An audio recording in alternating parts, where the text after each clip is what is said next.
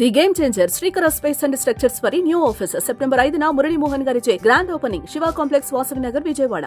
నమస్కారం, సుమన్ టీవీకి స్వాగతం. నేను మానస.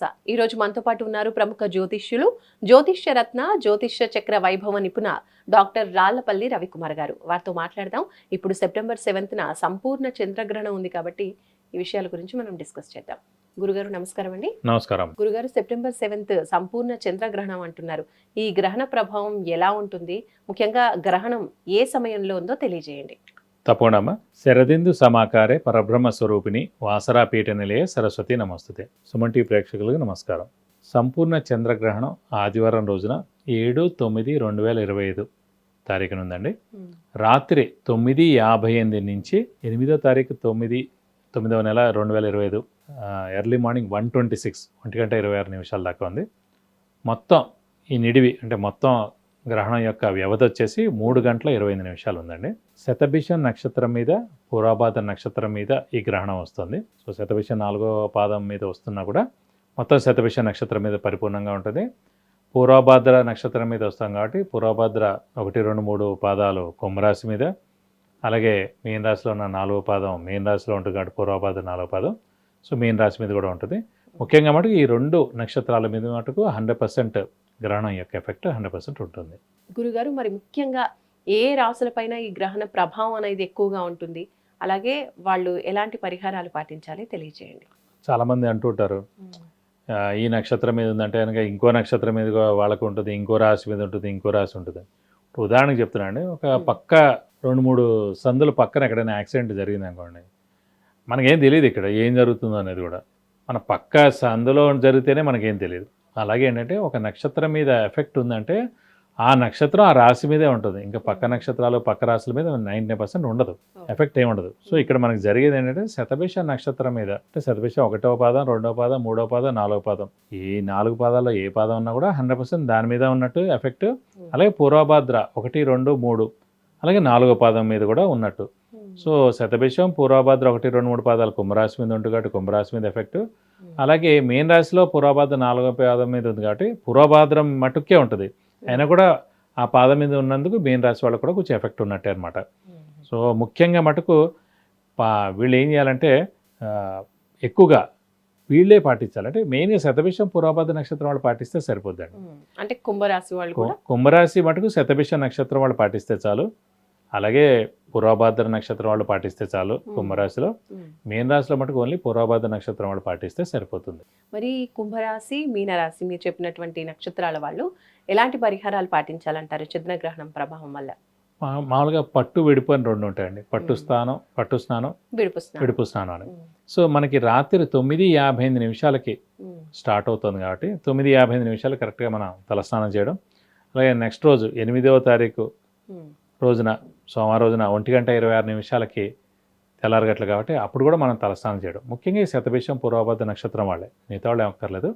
మిగతా వాళ్ళు ఆ నెక్స్ట్ రోజు పొద్దున్న తలస్నానం చేస్తే చాలు. మిగతా నక్షత్రాలు అన్ని నక్షత్రాలు అన్ని రాసుల వారు కూడా.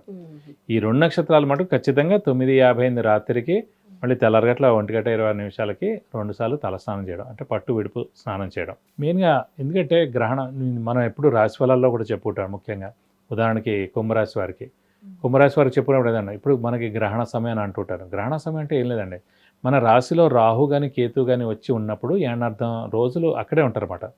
సో ఏనార్థం పీరియడ్లో మనం ఎంత మంచి వాళ్ళైనా, ఎంత హెల్పింగ్ నేచర్ ఉన్నా, ఎంత దైవభక్తి ఉన్నా, ఎంతో మంచివాడైనా, నీతి నిజాయితీ కరెక్ట్గా ఉన్నా కూడా ఈ గ్రహణ సమయం లాంటిదన్నమాట ఈ ఏనార్థం కూడా. ఫర్ ఎగ్జాంపుల్ కుంభరాశి వారికి అక్కడ రాహు ఉన్నాడు కాబట్టి ఏనార్థం అంతా కూడా అక్కడే ఉంటాడు కాబట్టి ఈ ఏనార్థం మనం ఎంత మంచిగా ఉన్నా కూడా అవతల వాడు సరిగ్గా లేడు, పెళ్ళైన తర్వాత మారిపోయాడు, ఇదివరకులా లేడు, ఇదివరకు హెల్పింగ్ నేచర్ ఉండేది, ఇప్పుడు మాట్లాడలేదు, పొగరు వచ్చింది, గర్వం పెరిగి, ఇవన్నీ ఉంటాయి అన్నమాట. సో అది ఏం లేదండి, గ్రహణం అనేది ఏంటంటే మనకు నడుస్తున్నట్టు అన్నమాట సమయం. అందుకే ఎక్కువ రాశి ఫలాలు అలాగే చెప్పేవాడిని, కుంభరాశి కానీ మనకి సింహరాశి కానీ. సో కుంభరాశి వాడికి ఆ రాహు రాశిలో ఉండడం వల్లనే ఈ ఏనార్థం పీరియడ్ ఇలాగే ఉంటుంది. ఇదే కాకుండా అనుకోకుండా గ్రహణం ఒరిజినల్ గ్రహణమే వచ్చింది అనుకోండి, ఇంకా ఇంపాక్ట్ ఎక్కువ ఉంటుంది. కాబట్టి ఈ సమయాల్లో ముఖ్యంగా ప్రయాణాలు అస్సలు చేయకూడదు, ట్రావెలింగ్ అస్సలు ఆ 2-3 రోజులు ట్రావెలింగ్ అసలు చేయకూడదు. 7వ తారీఖు 8వ తారీఖు అస్సలు ప్రయాణాలు చేయకూడదు. ఇంట్లో ఉండడం క్షేమం. ఎందుకంటే ఖచ్చితంగా బయటకు వెళ్తే ప్రమాదం పొంచి ఉంటుంది. అంటే పంచభూతాలు ఒక దేవుడి అధీనంలో ఉంటాయి. సో మానవులు ఎవరూ అతీతులు కాదు. ఇప్పుడు చూడండి, మనకి వర్షం నీళ్ళకే భరించలేకపోతున్నాం. అది గ్రహణం కాదు, ఏం కాదు. నిజంగా గ్రహణం వచ్చినప్పుడు ఎంత ఇంపాక్ట్ ఉంటుంది. సో అది మన చేతుల్లో ఉన్నమాట. కాబట్టి మనం ఆ 2 రోజులు కూడా ఖచ్చితంగా ప్రయాణాలన్నీ కూడా మనం చేయకుండా ఉండడం ఉత్తమం. ముఖ్యంగా ఈ పూర్వభాద్ర నక్షత్రం, శతభిష నక్షత్రం వాళ్ళు, మిగతా వాళ్ళు వాళ్ళ ఇష్టం, కానీ సాధారణంగా చేయకపోవడం ఉత్తమం. ఆ రోజు ఏ పని స్టార్ట్ చేయరు, ఆ రోజు ఏ పని చేయరు కూడా. సో ఖచ్చితంగా పట్టు విడుపు స్నానాలు చేయాలి.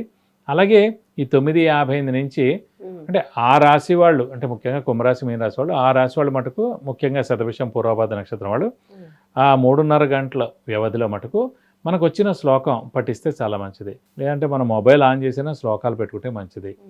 అలాగే ఖచ్చితంగా మనకి కనీసం ఓం నమః శివాయ, గం గణపతే నమః, లేకపోతే మనకి వచ్చిన ఏ శ్లోకం వస్తే, ఏ మంత్రం వస్తే చదువుకుంటే మంచిది. ఎందుకంటే గ్రహణ సమయంలో, మామూలు సమయంలో ఒక్కసారి మనం ఒక శ్లోకం పఠించాం అనుకోండి, గ్రహణ సమయంలో ఒకసారి చదివితే అది 1,000,000 సార్లు చదివినట్టమాట. అంత పుణ్యం వస్తుంది, అంత దైవబలం, దైవానుగ్రహం కూడా పెరుగుతుంది.